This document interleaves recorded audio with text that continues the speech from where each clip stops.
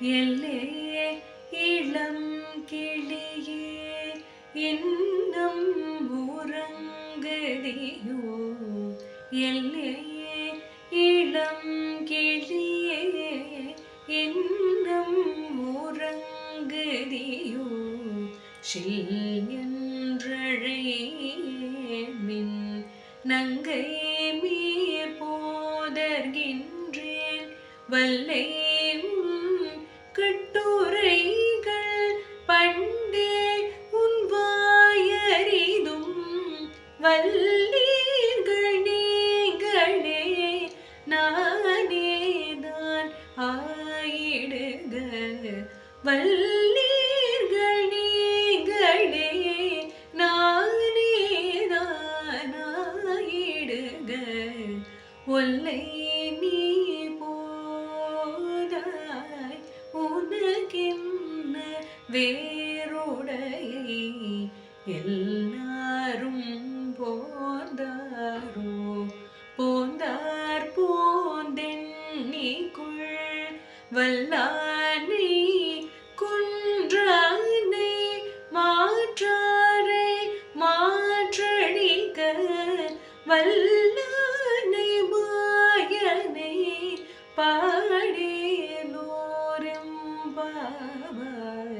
வல்லானை குன்றானை மாற்றாரை மாற்றடிக்க, வல்லானை மாயனை பாடேலோரெம்பாவாய்.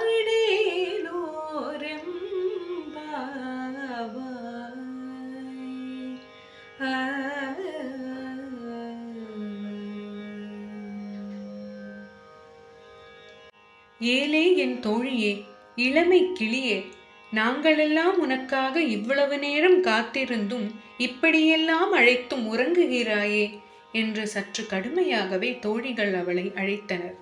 அப்போது அந்த தோழி, கோபத்துடன் என்னை அழைக்காதீர்கள், இதோ வந்து விடுகிறேன் என்கின்றாள். உடனே தோழிகள், உன்னுடைய வார்த்தைகள் மிக நன்றாக இருக்கிறது. இவ்வளவு நேரம் தூங்கிவிட்டு இப்போது எங்களிடம் கோபிக்காதே என்கின்றாயே என்று சிடுசிடுத்தனர். அப்போதவள், சரி சரி, எனக்கு பேசத் தெரியவில்லை, நீங்களே பேச்சில் திறமையாளிகளாய் இருங்கள், நான் ஏமாற்றுக்காரியாக இருந்துவிட்டு போகிறேன் என்கின்றாள்.